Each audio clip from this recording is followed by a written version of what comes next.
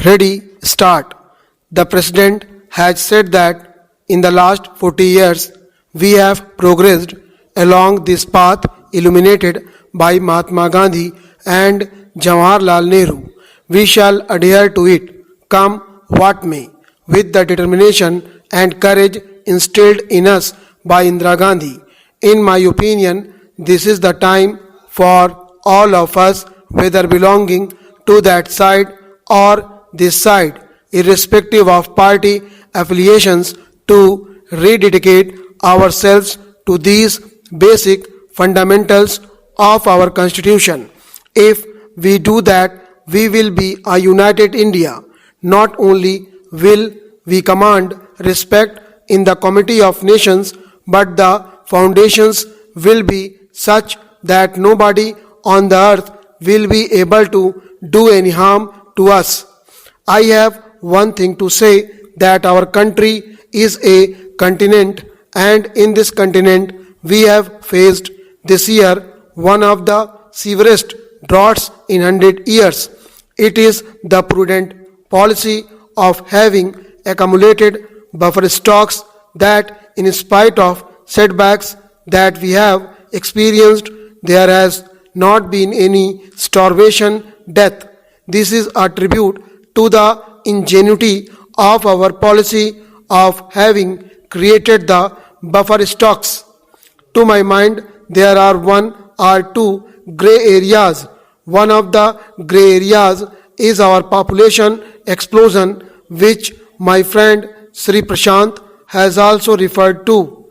We may be doing what we are doing, for instance 20 million acceptors of contraceptives and other things we have produced, but we have not evolved a national consensus on this issue.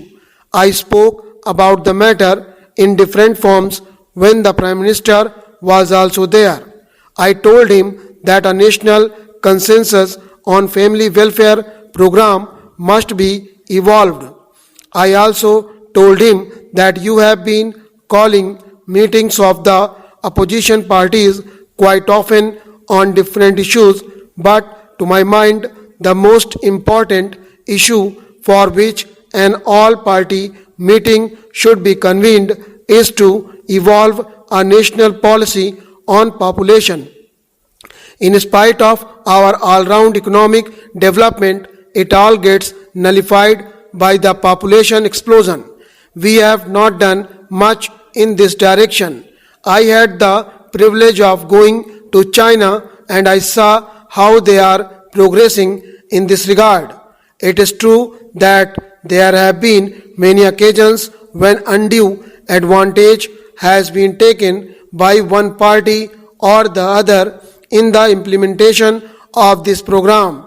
That is why I want national consensus on family planning. Sir, I go to the next area, and that is with regard to agriculture. The Agriculture Minister has stated in a conference the other day that in spite of drought, he has fixed a target of 175 million tons of food grains for the current year. That is a good idea. But the important thing to which the President has referred is the need of increase in the production of oil seeds. And to this I add pulses.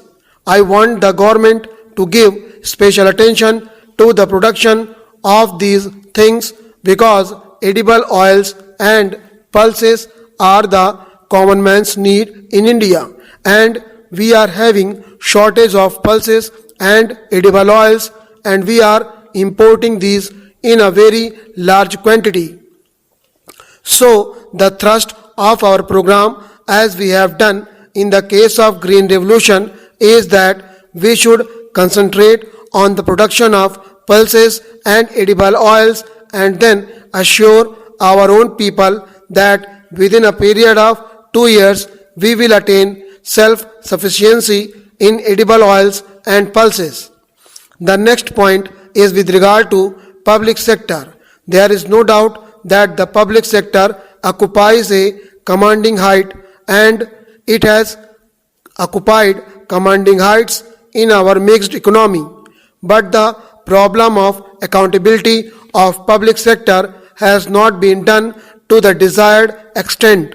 I submit, sir, that for this purpose, the program implementation ministry is helping the public sector undertakings with regard to any difficulties that they face.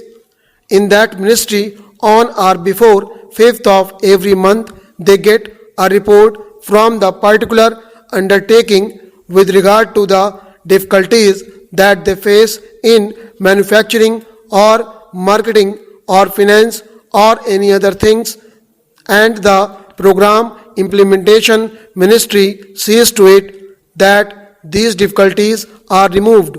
But a new thinking has come to the heads of these public sector undertakings, that is, by sending the report on the 5th of every month, they pass on the buck to the program implementation ministry and they forget about what they have written. This attitude has to be changed. The executives of these public sector undertakings should be told that the planning commission or the program implementation ministry is there only to help you, and it is for you to set things right and see that any difficulties faced by them are removed and their undertaking shows results. I think for that purpose it will be advisable that their promotion or renewal of their contract or enhancement of their present grade should be linked with the jobs done by the heads of these public sector undertakings. Stop.